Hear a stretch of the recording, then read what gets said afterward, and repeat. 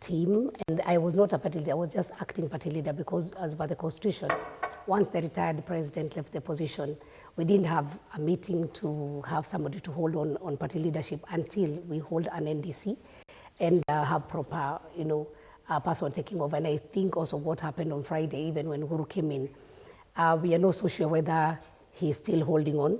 Did you attend the NDC? No, I didn't attend. I was not invited. And politically, you're a party member. NDC, do you need a special invitation for that?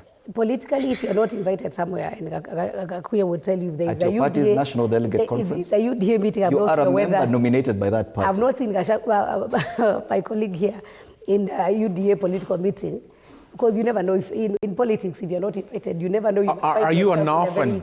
Are you an orphan in politics? I am not. But Jubilee, you should have shown up. Then we see them chasing you away. I cannot. I am not. Right. I am not interested in drama, and so I try to avoid drama as much as possible.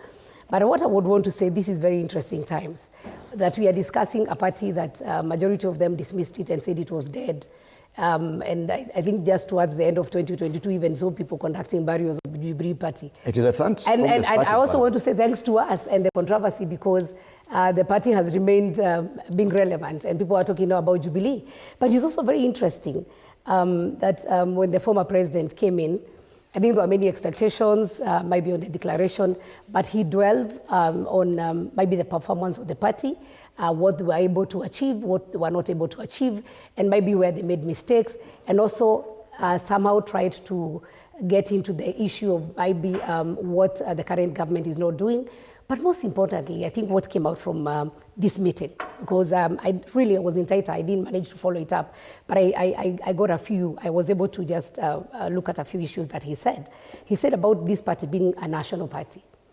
And this was also very interesting when he said, remember, there are people who stole my goods.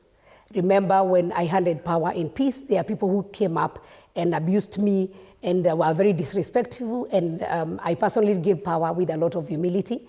And I think this is where you can see some quarters becoming agitated, because there were very high expectations that maybe he would come in and declare that I am working with this team. He also said that he was not very sure of the Azimio, because since we were elected or we got into power, we have not had a meeting for Azimio. And of course, Azimio has mutated. And of course, even us, as members of parliament from Jubilee Party, we wrote to the speaker and requested that we move out of Azimio coalition and we become an independent political party in parliament, because it is there and it is provided in law. And so currently in parliament, we have Jubilee Party as an independent parliamentary party, not on Azimio or not on Kenya Kwanza, and that is the status. But coming from Mount Kenya region, it is very interesting, because one person has come in and said, if you do not follow me, if you are not in my party, then you are a betrayer, then you are a traitor. And they have branded members and individuals who are not following these demigod names. And so it was interesting for Uhuru to come in and now provide another or a different platform. And that is why you can see a lot of people talking and saying, so this is a wheelbarrow, it's now painted red, so whether they come in as Jubilee or whatever it is. And I just want to say it's the high time we appreciate that different politicians and people have liberty to choose. And that is why even in this new constitution, there's a chance that you can also vie as an independent candidate. Do not try to put and push people into a bottle or into one bus that you must. If you don't follow me, then that means you are not loyal to your tribesmen, or you cannot be counted as somebody who can be trusted in the leadership.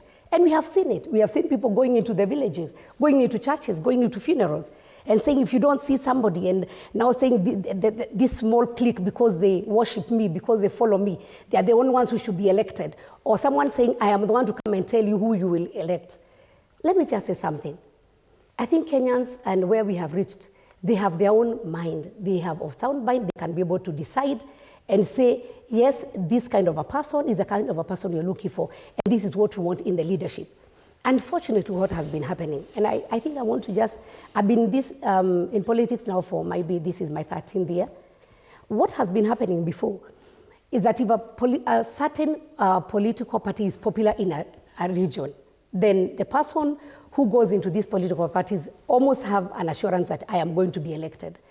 But I think what Kenyans, even as we register the voters, we should be asking ourselves, what kind of leadership are we looking for?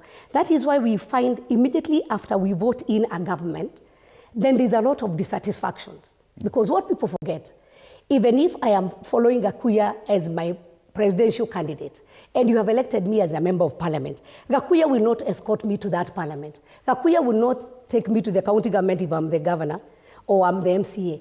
Whether I am following him or not, I have a responsibility as the person who has been elected to be able to work for my people. And there are things that we politicians promise people when we are asking for votes. But immediately after, we try to find, we go and hide under, I was elected under this, and so I am blaming so-and-so for me not working, for my underperformance. Look at Nairobi. How is Nairobi today? And I would want to ask Akuya, are you very happy on the state of Nairobi, how it is? So who do we blame? And I think we have gotten to a level where, independently, and I can see maybe 2027 will have many members who will vie as independent candidates, not wanting to be associated with whoever, but want to come in as an individual. But number two also, I pray that one day we will have political parties that have manifestos that they can follow, that manifestos are not only used as a tool to hoodwink voters to vote for you and that political party, but immediately after, and these political parties, as you have said, a lot of them are also earning from the kitty of from the political parties. But are they worth to earn? Why do they get this money? Are they using even that political party's money to actually work for the people who even voted for them or the membership? I think we need to start criticizing ourselves. I hope one day we'll get to the level where I say I am a Democrat or I am a Republican or I believe in this political party, not because of the person who is the head, but because of the ideals, because of the beliefs, because of what I would want to do for Kenyans. Maybe when we get to that level, and that is maybe what we call political maturity, we'll get there. But as long as we start following people who they are calling themselves kingpins, who are the ones to dictate to us. Indeed, if somebody is not with me, don't vote. In the National Assembly, most of the members there are no longer subscribed to the parties that actually sponsor them to power.